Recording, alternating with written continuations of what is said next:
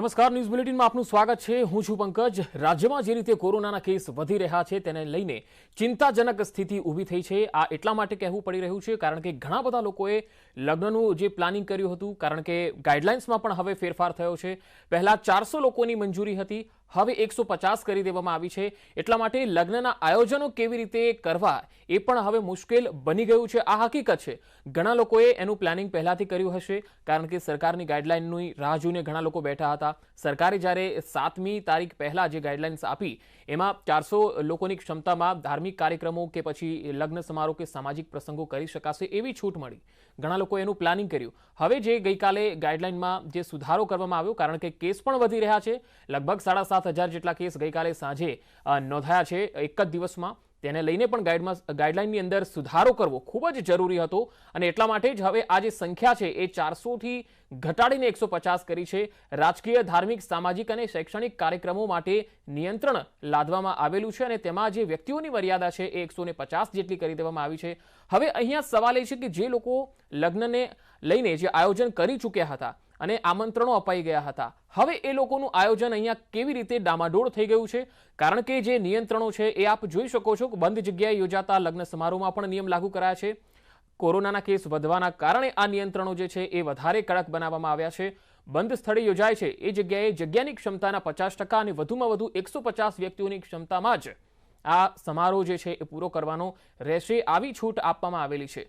હવે લગ્ન સમારોહ જે ડેકોરેટર જે છે એ સાથે સાથે જે ઇવેન્ટ મેનેજમેન્ટ એસોસિએશન સાથે જોડાયેલા જે લોકો છે, સાથે સાથે જે લોકો પાર્ટી પ્લોટના સંચાલકો છે, ડેકોરેશનનું કામ સાથે સંકળાયેલા લોકો છે અને જે બ્રાહ્મણો છે કે જેમણે પણ આ પૂજા વિધિ કરવાની હોય છે, આ તમામ લોકો જે છે એમને આ ગાઈડલાઇન્સ ચોક્કસ અસર કરી રહી છે અને કરવાની છે।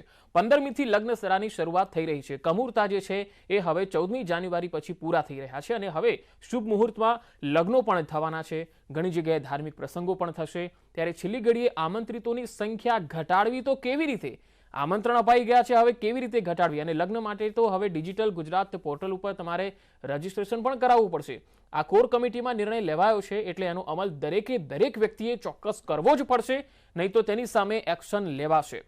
હવે અહીંયા જે ડેકોરેશનના વ્યવસાયિકો છે, જે જ્યોતિષાચાર્યો છે, જે કર્મકાંડ સાથે સંકળાયેલા બ્રાહ્મણો છે અને પાર્ટી પ્લોટના જે સંચાલકો છે, તેમની હાલત અહીંયા કફોડી બની છે।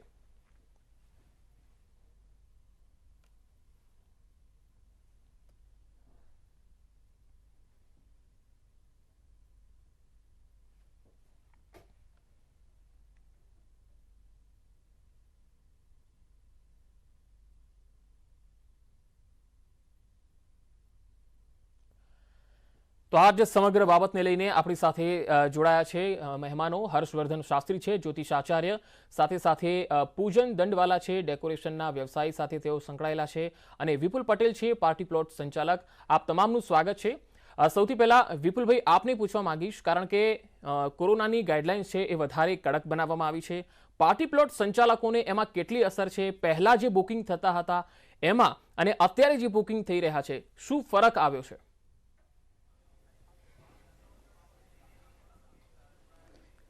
બુકિંગમાં ટોટલ અમારે આ મહિનામાં 15 જેવા બુકિંગ હતા। 15માંથી 70% બુકિંગ કેન્સલ થયા છે। 150 માણસ કરે એમાં, એટલે બહુ લોસ થયો છે। એટલે આ નવી ગાઈડલાઇન્સ આવ્યા પછી સરકારને માન્ય છે કે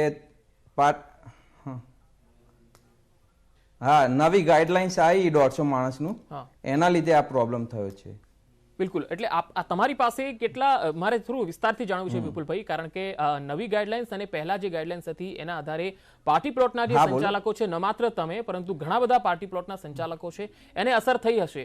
તો મારે એ જાણવું છે કે પહેલા જે બુકિંગ થતું હતું એ કેટલા પ્રમાણમાં થતું હતું અને કેવી રીતે થતું હતું? તેમાં 400 વ્યક્તિઓની મર્યાદાને લઈને બુકિંગ થતું હતું, તમે કેવી રીતે બુક કરતા, અને હવે જે બુકિંગ થઈ રહ્યું છે એમાં શું ફરક જોઈ રહ્યા છો? એટલે 400ની પરમિશન હતી, એમાં બુકિંગ સારું મળતું હતું, એમાં બધા ઓલમોસ્ટ પેક હતા દિવસો। અને આ જે 150 માણસ કરે એમાં જે બુકિંગ હતા એ 70% માઇનસ થઈ ગયા, એ બધા કેન્સલ થયા છે। એટલે આનાથી બધા જે પાર્ટી પ્લોટ પાર્ટી સંચાલકોને પ્લોટના કેટલું નુકસાન? ઓનર છે એને લોસ બહુ ગયો છે આના લીધે. પાર્ટી પ્લોટ ઓનરને બહુ નુકસાન થયું આના લીધે, કારણ કે પહેલા જે કોરોના આવી ગયું એમાં તો હતા જ નહીં ઓર્ડરો, પણ અત્યારે જે આ લહેર ખુલી પછી જે ઓર્ડરો આવ્યા એમાં પણ અત્યારે કેન્સલ થઈ ગયા જે આવ્યા હતા. જી, પૂજનભાઈ પણ મારી સાથે છે, જેઓ ડેકોરેશનના વ્યવસાય સાથે સંકળાયેલા છે. પૂજનભાઈ, લગ્નની અંદર સમારોહમાં ડેકોરેશન જે છે એ ખૂબ જ મહત્વપૂર્ણ ભાગ ભજવતો હોય છે અને ડેકોરેશન સાથે જોડાયેલા ઘણા બધા લોકો હોય છે જે આ સિઝનનું બહુ જ ધ્યાન રાખતા હોય છે કે ક્યારે આ લગ્નની સિઝન આવે અને ક્યારે તેમને આ કામ મળે. હવે જ્યારે નવી ગાઈડલાઇન્સ આવી છે, શું ફરક પડ્યો છે ડેકોરેશનના વ્યવસાયિકોના આજીવિકા પર?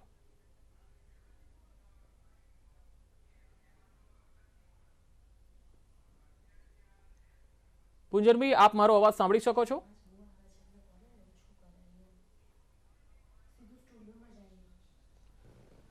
પૂજનભાઈ, મારો સવાલ આપને એ છે કે ડેકોરેશનના વ્યવસાયિકો પર નવી ગાઈડલાઈનનો શું અસર પડી રહ્યો છે?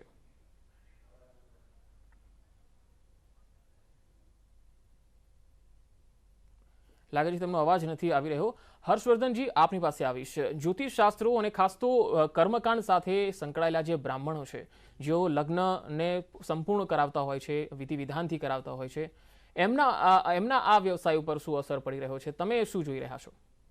અત્યારે જે પ્રમાણે નવી કોરોનાની ગાઈડલાઈન થઈ રહી છે, હા, એ પ્રમાણે અત્યારે અમારી પાસે જેટલા પણ લગ્નોના બુકિંગ હતા તે અત્યારે એ લોકો નિર્ણય લેવામાં ડામાડોળ થઈ રહ્યા છે. એટલે કે કેટલાક જે લોકોને મોટા પાયે પ્રસંગો કરવાના છે તે વ્યક્તિઓ જે છે એ આ નિર્ણય મોકૂફ રાખીને કદાચ આ એમના લગ્ન પ્રસંગો જે છે એ પાછળની સિઝનમાં લઈ જવાનું વિચારી રહ્યા છે. તો તેનાથી બ્રાહ્મણ વર્ગ અને એ કર્મકાંડી બ્રાહ્મણોને ઘણો લોસ થઈ શકે એવી શક્યતા છે.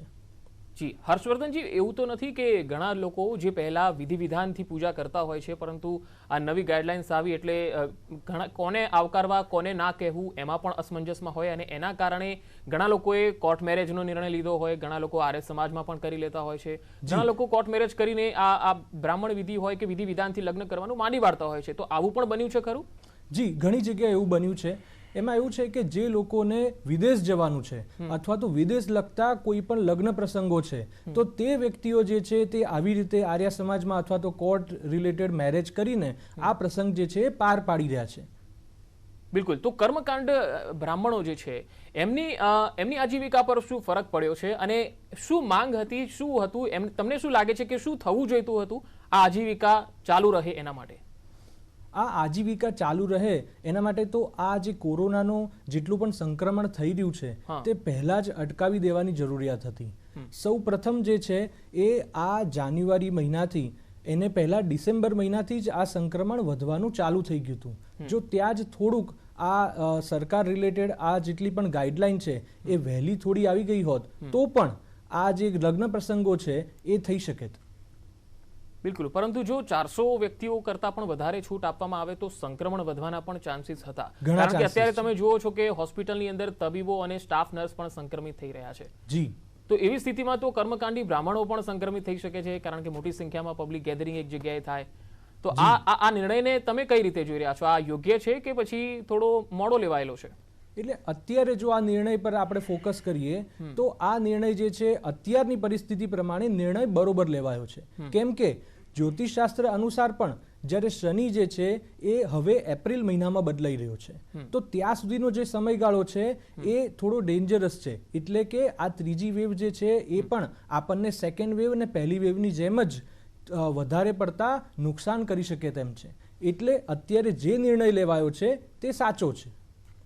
જી, હવે પૂજનભાઈ મારી સાથે જોડાયેલા છે. પૂજનભાઈ, આપને પૂછીશ, ડેકોરેશનનો વ્યવસાય અને લગ્ન સમારોહની અંદર ડેકોરેશનનું ખૂબ મોટું મહત્વ હોય છે, તેનો ખૂબ મોટો રોલ હોય છે, કારણ કે એક જાકમજોડ લગ્ન થતા હોય તો એની પાછળ ડેકોરેશન જે છે એ દેખાઈ આવતું હોય છે. આપને પૂછવા માંગીશ કે આ નવી ગાઈડલાઈનની અસર ડેકોરેશનના વ્યવસાયિકો પર શું અસર કરી રહી છે? બેઝિકલી જે વાઇબ્રેટ કેન્સલ થયા પછી ગાઈડલાઈન આવી હતી 400 વ્યક્તિની, હા, એ ગાઈડલાઈન પ્રમાણે ઘણા બધા લગ્નો પોસ્ટપોન થઈ રહ્યા હતા, પણ 50% લગ્ન પોસ્ટપોન થઈ રહ્યા હતા. પણ ગઈકાલે સાંજે જે 150 માણસની ગાઈડલાઈન આવી છે એમાં બીજા અત્યારે 40% લગ્ન કેન્સલ થઈ રહ્યા છે. અને જો શિયાળામાં એટલે બેઝિકલી વિન્ટરમાં ગુજરાતમાં લોકો વિન્ટરમાં લગ્ન કરતા હોય છે, તો વિન્ટરમાં લગ્ન કેન્સલ થાય તો એપ્રિલમાં લગ્ન થશે કે નહીં એનું નક્કી ના હોય. એટલે 150 માણસના લગ્નની પરમિશન આવવાથી ડેકોરેશન વ્યવસાયને, પાર્ટી પ્લોટ વ્યવસાયને, દરેક આને કનેક્ટેડ જેટલા લોકો છે એ લોકોને ઘણું જ નુકસાન થઈ રહ્યું છે. બિલકુલ. વિપુલભાઈ, તમારી પાસેથી મારે એ જાણવું છે કે ઘણા એવા પણ જે દંપતીઓ છે કે જેઓ નવા લગ્ન કરવા જઈ રહ્યા હોય ત્યારે એમણે ડેસ્ટિનેશન વેડિંગને પસંદ કર્યું હોય, ગુજરાતની બહાર જઈને ક્યાંય જયપુરમાં કે ગોવામાં કે પછી બીજા કોઈ શહેરની અંદર તેઓ મેરેજ કરતા હોય. પણ અત્યારે તો તમે જુઓ, ગોવાની અંદર પણ સ્થિતિ ખરાબ છે, રાજસ્થાનમાં પણ કેસ આવી રહ્યા છે, એમપીની અંદર પણ કેસ વધી રહ્યા છે, ત્યાં પણ નિયમો કડક કરી દેવામાં આવ્યા છે, અને મહારાષ્ટ્રની અંદર, મુંબઈમાં પણ નિયમો ખૂબ જ કડક કરાયા છે. તો એ ડેસ્ટિનેશન વેડિંગ જે કેન્સલ થયા છે, શું એનો લાભ આપણા ગુજરાતના પાર્ટી પ્લોટ સંચાલકોને મળ્યો છે ખરો? એ લાભ મળી શકત, પણ જે ગઈકાલે 150 માણસની ગાઈડલાઈન આવી એનાથી એ લાભ પણ જતો રહ્યો છે. કારણ કે આજે ઉદયપુરમાં જેના લગ્ન હતા ત્યાં 100 માણસની પરમિશન છે, અને ત્યાં 100 માણસમાં ના કરી શકાય, અમદાવાદમાં 150 માણસના કરવાનો કોઈ સવાલ જ નથી. એટલે કોઈ ઉદયપુર કે જયપુર કે મુંબઈ અથવા અન્ય કોઈ રાજ્યોમાંથી આવેલા એવા કોઈ કોન્ટેક્ટ કે એવા કોઈ બુકિંગ જે કેન્સલ થયા એવા કેટલા? એવા બુકિંગ 2 કે 3 હતા, પણ એ પણ આજે સવારે કેન્સલ થઈ ગયા છે. બિલકુલ. તમારી દ્રષ્ટિએ આ ગાઈડલાઈન થોડી લેટ આવી છે કે પહેલા આવી જોઈતી હતી? તમારી શું માંગણી છે? આઈ થિંક આ ગાઈડલાઈન વાઇબ્રન્ટ પછી તરત જ, જો વાઇબ્રન્ટના કેન્સલેશન પછી તરત આપી હોત તો લોકોને પ્લાનિંગ કરવામાં ઈઝી થાય. એટલે આ ગાઈડલાઈન મારા હિસાબે 7 દિવસ લેટ આવી છે. જી વિપુલભાઈ, તમારું શું માનવું છે?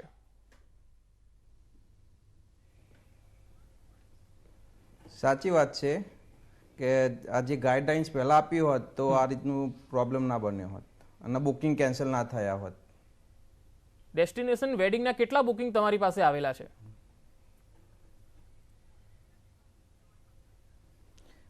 3 જેવા આવ્યા હતા. એ 3 કેન્સલ થઈ ગયા છે. બિલકુલ. એનાથી તમે કોઈ રજૂઆત કરવાના છો? પાર્ટી પ્લોટ સંચાલકનું કોઈ એક મંડળ પણ હશે જે લોકો અત્યારે રાહ જોઈને બેઠા હતા કે 14 તારીખ પછી હવે આપણો કંઈક દિવસ આવશે, તો આના માટે તમારું શું માનવું છે? શું થવું જોઈએ?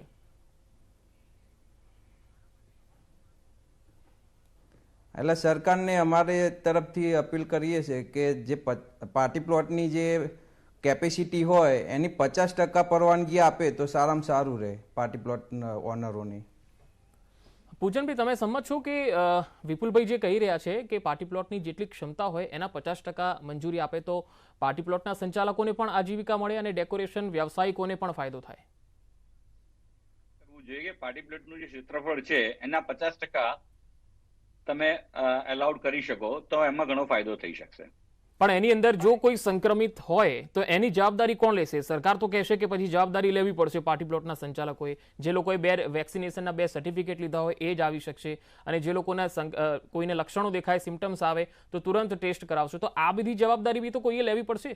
સરકાર તમને છૂટ આપી દે અને પછી ત્યાં કોઈ સંક્રમિત વ્યક્તિ આવે અને ત્યાં જ કદાચ 40 કે 50 લોકો જે એક સામટા સંક્રમિત થયેલા સામે આવ્યા તો એની જવાબદારી કોની બનશે? મને કહો. કે લગ્નમાં છે ને નિયરેસ્ટ અને ડિયરેસ્ટ લોકો આવતા હોય છે, એટલે આની જવાબદારી તો કોઈ વ્યક્તિ ના લઈ શકે, કે કોઈ રાજ્ય પણ ના લઈ શકે, કોઈ દેશ પણ ના લઈ શકે. પણ લગ્ન સૌથી સેફ જગ્યા છે કે જ્યાં સંક્રમિત થવાના ચાન્સીસ ઓછા છે. જો પૂજનભાઈ, એક પ્લેનની અંદર જ્યારે એક વ્યક્તિ ઇટાલીથી જે પ્લેન આવ્યું હતું એમાં એક સાથે 25 લોકો સંક્રમિત થયેલા સામે આવ્યા જ્યારે એમના ટેસ્ટ થયા. એવી જ રીતે લગ્ન સમારોહની અંદર એવું તો નથી કે અમદાવાદમાં થાય છે તો બધા અમદાવાદના જ લોકો આવવાના છે. એમના રિલેટિવ અમદાવાદની બહાર પણ રહેતા હશે, ગુજરાતની બહાર પણ રહેતા હશે, તો ત્યાંથી પણ લોકો આવશે. કોણ કેટલું સંક્રમિત છે કોઈને ખ્યાલ ના હોય. તો એવા સંજોગોમાં એ પણ ભય રહેલો છે કે બાકીના મહેમાનો જે છે એમના આરોગ્યને પણ કોઈ જોખમ ના આવે. તો આના માટે શું થવું જોઈએ પૂજનભાઈ અને વિપુલભાઈ? પહેલા પૂજનભાઈ. સાચી છે કે બહારથી લોકો આવતા હશે, પણ આ એ પ્લેન નથી. પ્લેન એક બંધ જગ્યા છે. પાર્ટી પ્લોટમાં લગ્ન કરવા એક ખુલ્લી જગ્યા છે જ્યાં સોશિયલ ડિસ્ટન્સનું પાલન પૂરેપૂરું થઈ શકે છે. અને આજે ઓપન એરમાં આપણે ફરીએ જ છે. આજે તમે સિટીમાં જાઓ છો તો ઘણી બધી જગ્યાએ શોપિંગમાં તમે કેટલી ભીડ જુઓ છો, તો ત્યાં તો સરકાર કંઈ કરી શકતી નથી.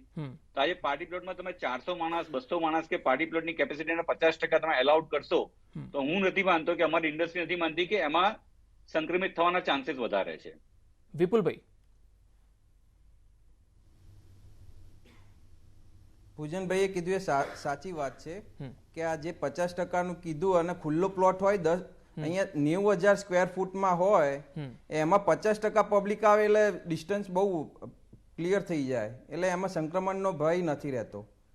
સારું છે એના માટે.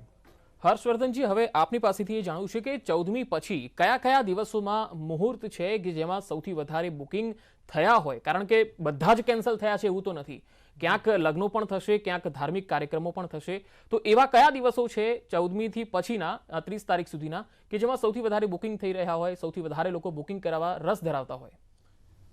જાન્યુઆરીની વાત કરીએ આપણે તો 20મી તારીખ અને 22મી તારીખ આ 2 દિવસના મુહૂર્ત જે છે એ સૌથી સારા છે ને આમાં બુકિંગ સૌથી વધારે છે. અને જો આપણે ફેબ્રુઆરીની વાત કરીએ તો ફેબ્રુઆરીમાં જે છે 5 તારીખ, 6 તારીખ, 7 તારીખ, 15 તારીખ, 10 તારીખ આ બધા જે દિવસોમાં મુહૂર્તો ઘણા છે અને એના લીધે બુકિંગ્સ પણ ઘણા થતા હશે. બિલકુલ. તો જે કર્મકાંડી બ્રાહ્મણો છે એમનું પણ એક હવે તો મંડળ બનેલું છે, તો આ કર્મકાંડી બ્રાહ્મણો હવે શું કરશે? કારણ કે લગ્ન જે છે એ રદ થઈ રહ્યા છે, કાં તો એ જગ્યાએ જ્યાં યોજવાના છે પાર્ટી પ્લોટમાં ત્યાં નથી થઈ રહ્યા, ક્યાંક કામ ઓછું મળી રહ્યું છે, તો બ્રાહ્મણો શું કરશે? બ્રાહ્મણો જે છે એમની આજીવિકા જ આની પર ડિપેન્ડ કરતી હોય છે. એટલે કે જો માંગલિક કાર્યો જ ના થાય તો તેમનું ઘર જ ના ચાલે. તો મારી સરકારને એવું નિવેદન છે કે તમે કર્મકાંડી બ્રાહ્મણો માટે કેટલીક સહાય યોજના જે છે એ બહાર પાડો, જે કોરોનાના ફર્સ્ટ સિઝનમાં બી નથી પાડી અને સેકન્ડ સિઝનમાં બી નથી પાડી. પણ જો આ થર્ડ વેવમાં આવી જ રીતે જો આ લગ્ન પ્રસંગો કેન્સલ થતા રહેશે તો આજીવિકા જે છે એ બ્રાહ્મણોની ખોરવાઈ જશે અને એ લોકોને અત્યારે પણ ઘણી તકલીફો પડી રહી છે. કેમ કે મોટા પ્રસંગો તો થઈ જ નથી રહ્યા, મોટા યજ્ઞો પણ નથી થઈ રહ્યા. તો એના લીધે જેમ દાખલા તરીકે મોટા યજ્ઞો જ્યારે થતા હોય છે ત્યારે એમાં એક સાથે એકથી વધારે એટલે કે 100 પંડિતો, 30 પંડિતો આવા જે છે એ બ્રાહ્મણોને આજીવિકા મળતી હોય છે, જે તો લગભગ છેલ્લા 2 વર્ષથી બંધ થઈ ગયા છે. હવે આ તો નથી જ થતા. આ બ્રાહ્મણો જે છે એમની છેલ્લી આજીવિકા જે અત્યારે લગ્નની સિઝનમાં છે એ પણ અત્યારે જ છે. હવે એ વખતે પણ જો આ પ્રસંગો જે છે એ જો લોકો કેન્સલ કરવા માંડશે તો આ બ્રાહ્મણોની આજીવિકા પર બહુ મોટી અસર આવશે. તો સહાય કેવી રીતે થાય, શું થઈ શકે એના માટે? સરકાર કોઈ પણ એક પેકેજ પાડે બહાર કે આ બ્રાહ્મણો જે કર્મકાંડી બ્રાહ્મણો છે તેમના માટે કે જે આ આજીવિકા જેમની જે છે આની પર જ ડિપેન્ડ કરે છે. જો એ આ પ્રસંગ નહીં થાય તો એ લોકોને એમના પૈસા નહીં મળે. તો એના માટે સરકાર કોઈ પણ એક સહાય પેકેજ બહાર પાડે કે કર્મકાંડી બ્રાહ્મણો માટે એ આ એક સહાય પેકેજ છે કે દરેક કર્મકાંડી બ્રાહ્મણને મહિને કે એક સાથે અમાઉન્ટ કોઈ પણ એક આપે, જેનાથી એ લોકો પોતાનું ઘર આ 3-4 મહિના સુધી ચલાવી શકે. પણ હર્ષવર્ધનજી, એવું તો નથી કે 150ની લિમિટ આવી છે. કદાચ 15 તારીખ પરિસ્થિતિ વધારે સારી આવે તો બની શકે છે 400 વ્યક્તિની પણ છૂટ મળે. 15 તારીખ સુધીની જ આ પરિસ્થિતિ છે ને, પછી એમાં તો ગાઈડલાઈનમાં કદાચ સુધારો પણ થઈ શકે છે. તો એની રાહ જોવી જોઈએ એવું નથી લાગતું આપને? જ્યોતિષ શાસ્ત્ર પ્રમાણે તો એવું દેખાય છે કે જાન્યુઆરી અને ફેબ્રુઆરી આ બંને મહિના જે છે એ પીક સિઝનમાં આવશે. તો એ પ્રમાણે મને તો નથી દેખાતું કે આમાં ક્યાંય ગાઈડલાઈનમાં કંઈ ફેરફાર આવશે અથવા તો 400 માણસ કરી શકશે. અથવા તો જો ઇન્ડિયાના લોકો જે છે એ આ ગાઈડલાઈનને સંપૂર્ણપણે પાળશે અને આ લગ્ન પ્રસંગો જે છે એ 150 માણસમાં પણ કરશે તો અને જો કેસીસ ઓછા આવે તો મે બી થઈ શકે છે. બિલકુલ. વિપુલભાઈ, હવે આપની પાસે આવીશ. જ્યારે કોરોના કાળ નહોતો એટલે કે બીજી લહેર જ્યારે પૂરી થઈ ગઈ, ત્રીજી લહેર હવે શરૂ થઈ છે. બીજી લહેરથી ત્રીજી લહેરની વચ્ચે પાર્ટી પ્લોટ સંચાલકો પાસે કેટલા બુકિંગ આવ્યા અને એમાં પહેલાની સરખામણીમાં વધારો થયો હતો કે એમાં પણ ઘટાડો થયો? એટલે જે 20 અને 21માં જે લેયર હતી પહેલી અને બીજી એમાં તો હતા જ નહીં, પણ જ્યારે આ 22માં ઓપન થયું લેયર ના આવ્યું એટલે બુકિંગ ફૂલ મળી ગયા હતા, બધી ડેટો પેક હતી. અને જ્યારે 400 થયા ત્યારે 50% થઈ ગયા હતા અને તે 150 થયા એટલે 70 થી 80% બુકિંગ માઇનસ થઈ ગયા છે. એટલે વિપુલભાઈ, આખા વર્ષ દરમિયાન કેટલા બુકિંગ મિનિમમ મળે તો જ પાર્ટી પ્લોટ સંચાલકોને નુકસાન ન થાય? થોડું એનાથી વિસ્તારથી થોડું જણાવશો વિપુલભાઈ. અચ્છા, પાર્ટી પ્લોટની ને બુકિંગ સારામાં સારા 50 થી 70 મળે તો પાર્ટી પ્લોટનો ખર્ચો જે આખો વર્ષ ચલાવવાનો હોય એનો ખર્ચો ને બધું નીકળી શકે છે. અને તમે વર્ષમાં 20 અત્યારે તમે ગણવા જાઓ તો 15 થી 20 જ બુકિંગ મળે છે અત્યારે બુકિંગ. તો એ ખર્ચોય નથી એનો, મીન્સ તમે મેનેજમેન્ટ નથી કરી શકતા પાર્ટી પ્લોટની. બિલકુલ. જો અત્યારે પાર્ટી પ્લોટના સંચાલકો હશે એ લોકો પણ તમને જોઈ રહ્યા છે વિપુલભાઈ, તો મારે એ પૂછવું છે કે આખા વર્ષનો પાર્ટી પ્લોટનો જે ખર્ચ હોય છે એ શું હોય છે, અને એની સામે જે બુકિંગ થતું હોય છે એમાંથી કેવી રીતે કેટલી આવક મળતી હોય છે, અને અત્યારે જે છે નુકસાન કેવી રીતે થઈ રહ્યું છે? નુકસાન તો અમે 20 થી 21માં જે અમે ભોગવ્યું એ તો વધારે જ છે, અને જે અત્યારે 22માં જે બુકિંગ મળ્યું હતું એનું મીન્સ સર્વે કરવા જઈએ તો એ સફળ થઈ જતું હતું, પણ આ કોરોના આવ્યો, 400 માણસ કર્યા ત્યારે 50% થયા હતા, અને અત્યારે 150 કર્યા એટલે એકદમ 10 થી 20% જ છે બુકિંગ. એટલે લોસ અત્યારે 3 વર્ષનો તમે ગણો તો લોસ જ ગણાય, 3 વર્ષનો કઈ નફો નહીં નુકસાન નહીં એવું છે. બિલકુલ. એટલે તમારી શું માંગ છે કે સરકારે આ બાબતે વિચારવું જોઈએ, કે પછી તમને એવું લાગે છે કે નવી જે ગાઈડલાઈન 15મી પછી કદાચ આવે એમાં તમે હજુ પણ આશાવાદી છો? ના, અમે આશા તો બાંધી જ છે. 15મી ગાઈડલાઈન આવશે, સારી જ આવશે. જી પૂજનભાઈ, હવે આપની પાસે આવીશ. ડેકોરેશનના વ્યવસાયમાં એવું હોય છે કે કોઈ એક વ્યક્તિ નથી સંકળાયેલો હોતો, એની અંદર ઘણા બધા લોકો પણ હોય છે જેઓ લગ્ન મંડપ સુધી જતા હોય છે, એક વસ્તુને સજાવતા હોય છે. એટલે એવું નથી કે કોઈ એક વ્યક્તિની આજીવિકાને અહીંયા અસર થવાની છે. તમારી સાથે જોડાયેલા જે 25 માણસોનો સ્ટાફ હોય છે, કે જે 40 માણસો હોય છે, ઘણી જગ્યાએ તો એનાથી પણ વધારે હોય, તો આ બધાને તેની અસર થતી હોય છે. તો એ લોકો પછી શું કરતા હોય છે કે જ્યારે તમારા જે ડેકોરેશનના કાર્યક્રમો જ્યારે રદ થવાના હોય ત્યારે? પહેલા તો આપણે કહીશ કે તમે જે કહો છો 15મી નવી ગાઈડલાઈન આવવાની છે, 15મી ની 22મી પછી નવી ગાઈડલાઈન આવવાની છે. એટલે 22મી પહેલાના જે લગ્નના મુહૂર્ત છે, 20મી અને 22મી મેઇન મુહૂર્ત છે, એ તો લગ્ન 150 માણસના થઈ ગયા. બીજું, એક લગ્નમાં 200 માણસ હોય કે 400 માણસ હોય, મિનિમમ એક લગ્નની પાસે 150 થી 200 માણસ કામ કરવા જોડાયેલા હોય છે, જેમાં ફૂલ ઉગાડનાર ખેડૂતથી લઈને હાઉસકીપિંગ કરનાર સુધીના માણસો આવી જાય છે. એ બધાની આજે રોજી ઉપર એક સવાલ ઉભો થઈ ગયો છે. હા, એટલે હું એ જ કહું છું, કારણ કે જે રીતે 7 તારીખે ગાઈડલાઈન આપી અને 2 થી 3 દિવસની અંદર જ એ ગાઈડલાઈનની અંદર સુધારો કર્યો, એટલે હું એટલે જ કહું છું કે કદાચ બની શકે છે કે 15મીએ સ્થિતિ કદાચ સારી હોય તો 16 કે 17મીએ કદાચ સરકાર એની અંદર સુધારો પણ કરી શકે છે. એટલે એ 22 તારીખ જેમ કે 15 તારીખ હતી, બીજી ગાઈડલાઈન આવવાની તારીખ તો 15 હતી, તેમ છતાં પણ આપણે જોયું કે ગઈકાલે જ એમાં સુધારો આવ્યો, તો 15મી પહેલા જ આવ્યો. એટલે બની શકે છે કે જો સ્થિતિ સારી હોય તો 22મી પહેલા પણ સુધારો આવી શકે છે, 15મી પછી પણ આવી શકે છે. 15મી એટલા માટે કે જૂની ગાઈડલાઈન 7 તારીખે જ્યારે નવી બહાર પાડી હતી એની જે લિમિટેશન હતી એ 15 તારીખની હતી, એમાં પછી જે સુધારો થયો એ ગાઈડલાઈન 22 તારીખ સુધી રહેશે એવું કીધું છે, પણ જૂની પ્રમાણેના જે નિયમો છે એ તો છે જ. બની શકે છે કે સ્થિતિ જોઈને ચેન્જ આવે. તમે કેટલા આશાવાદી છો પૂજનભાઈ? લાગે છે કે કોઈ સુધારો આવે અને બાકીના જે તમારા સ્ટાફના લોકો છે એમને શું હેલ્પ થતી હોય છે આવા સંજોગોમાં? બેઝિકલી આપણા આટલા બધા સરકાર જોડેના અનુભવો એ પ્રમાણે ગાઈડલાઈનમાં વધારવામાં છૂટ કોઈ દિવસ જલ્દી ના આવે. હા, ઓછું કરવામાં કદાચ 150 નું 50 કરવાની વસ્તુ આવી શકે, પણ 150 ના 400 કરવાની છૂટ 7 દિવસમાં ના આવી શકે. તો પૂજનભાઈ, જે લોકો ડેકોરેશન સાથે સંકળાયેલા જે મજૂર વર્ગ છે એ લોકોની અત્યારે સ્થિતિ કેવી હોય છે? એ લોકો શું કરતા હોય છે આવા સંજોગોમાં? તમે તો એ લોકોને બોલાવશો નહીં કારણ કે એવા કોઈ પ્રોગ્રામ જ્યારે રદ થવાના છે ત્યારે, તો બાકીના દિવસોમાં એ શું કરતા હોય છે? એ જ બહુ મોટો પ્રશ્ન છે ને. આજે અમે અમારા ત્યાં જે સ્ટાફ છે એમને તો અમે એઝ ઇટ ઇઝ રાખીએ છીએ, પણ જે લોકો આજે જે ખેડૂત ફ્લાવર ઉગાડી રહ્યો છે કે જે ગામડેથી માણસ કામ કરવા આવી રહ્યો છે, એ લોકો તો અમદાવાદ આવશે નહીં, તો એમની જીવિકાનો બહુ જ મોટો પ્રશ્ન છે. બિલકુલ. હર્ષવર્ધનજી, એક છેલ્લો સવાલ હવે આપને પૂછીશ. કર્મકાંડી જે બ્રાહ્મણો છે, જ્યોતિષ આચાર્યો છે કે જેઓ લગ્ન સાથે સીધી રીતે જોડાયેલા છે, હવે લગ્નો બધા જ રદ થયા છે એવું તો નથી, તેમ છતાંય તમે એ લોકોને શું મેસેજ આપવા માંગશો? લગ્નો આમાં બધા જ નથી કેન્સલ થયા, અને જે કોર્ટમાં પણ મેરેજ કરે છે તે લોકો ક્યાંક મંદિરમાં પણ આ મેરેજ કરી શકે છે.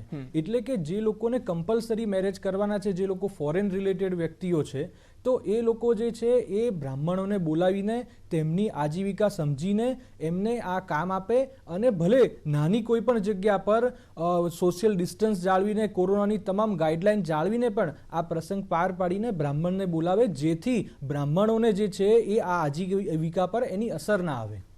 બિલકુલ. પૂજનભાઈ, તમે ડેકોરેશનના વ્યવસાયિકોને કોઈ મેસેજ આપવા માંગશો અથવા કોઈ અપીલ કરવા માંગશો લોકોને?